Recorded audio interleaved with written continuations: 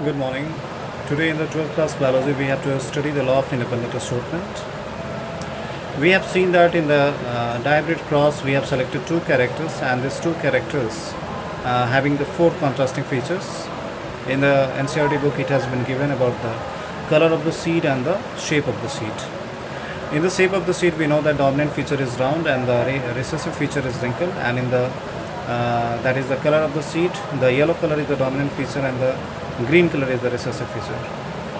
These were allowed to cross, and such type of cross in which two characters are considered, that is called dihybrid cross. And in dihybrid cross we have seen that in the F1 the heterozygous allelic combination is coming, that is the capital R, small r, capital Y and small y. Due to the presence of dominant alleles, all the phenotypes, all the plants in the first F1, the first generation arrive that will be that is the rounded seed and the yellow colored seed.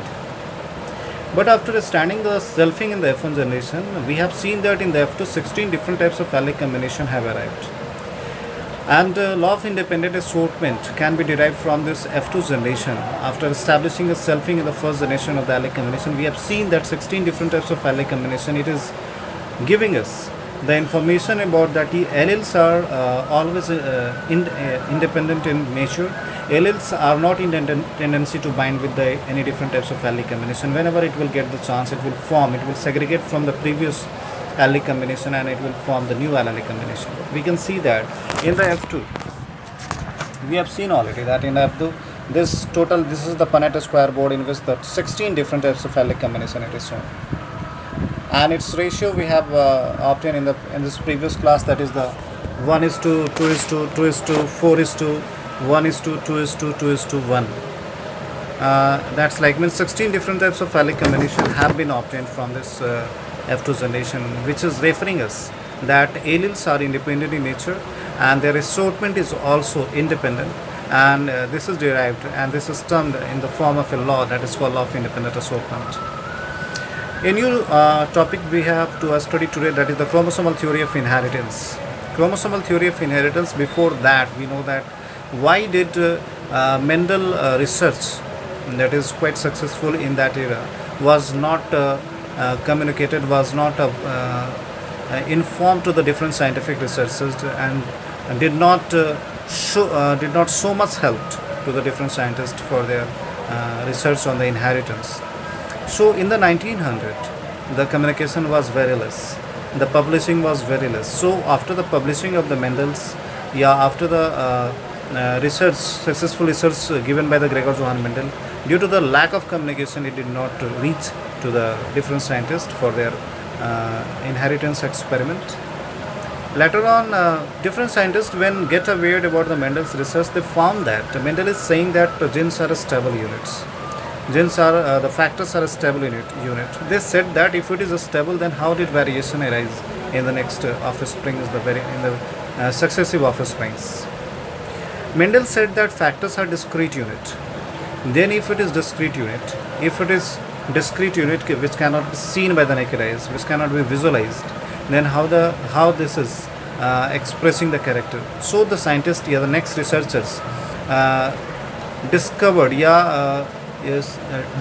rejected this, that they searched about the physical proof of this factor, that there should be the physical evidence of the factor, so that any physical body must be expressing the character of the particular organisms. Later on, the different scientists discovered like that. I will have to suggest it. The scientist Wales, that is the De Vries, Correns and von Cermak. De Vries, Correns and von Cermak. After the advancement of the electron microscopy, it was discovered that at the time of cell division, it was seen that some thread-like structures are duplicating and getting segregated from the parent cell into the two daughter cells. We can see in the parent cell, if it is going to divide, just before the cell division, it has been seen that one nucleus, inside the nucleus the thread-like structures are making its replica, and that replica is getting segregated. And they also suggested that on this chromosomal arm some genes are found, and the genes are found in pair. These chromosomes are found in pair. If the chromosomes are segregating, then the genes are also segregating. Like that way, the figure has been shown that these are the G1 phase and this is the G2 phase. We have known that these are the chromosomes, and these are the chromosomes in which this is the yellow and this is the red chromosome. This is the other colored chromosomes you are looking there. In the anaphase stage, we have seen that chromosomes will be going towards the two poles. Chromosomes are going towards the two poles. You know that already. The anaphase stage, the B-separate structure of the chromosomes are formed. So here this will be the parent cell, and surely that here will be the constriction in the cell membrane will take place, and this chromosome will be breaking from the centromere stage, and that will be segregating in the case of haploid sets. So this is diploid set of the chromosomes. You see that centromere breakdown is happening here. One chromosome, and the haploid set of the chromosome is going towards the one pole. Haploid set of the chromosome is going towards the one pole. Haploid set of the chromosome is going towards the one pole, and in this case it is repeated. So haploid set of chromosomes are reaching in the germ cells. In the meiosis division, when the meiosis will be completed, we have seen that the haploid set of the chromosomes are getting segregated in this area. Similarly, in this case also, this is the chromosome, which is after the successive division. It is also breaking from the centromere, and it is also segregating and making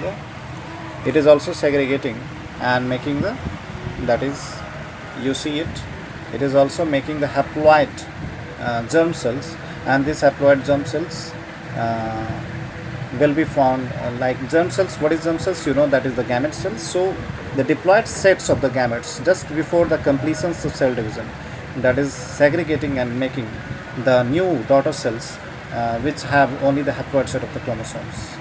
So this is the meiosis division, and this was seen, this was researched, and this was seen by the advancement of electron microscopy by 3 scientists in the form of thread-like structure and in the form of duplication of chromosome, and that was seen by the De Vries, Correns and von Sermack.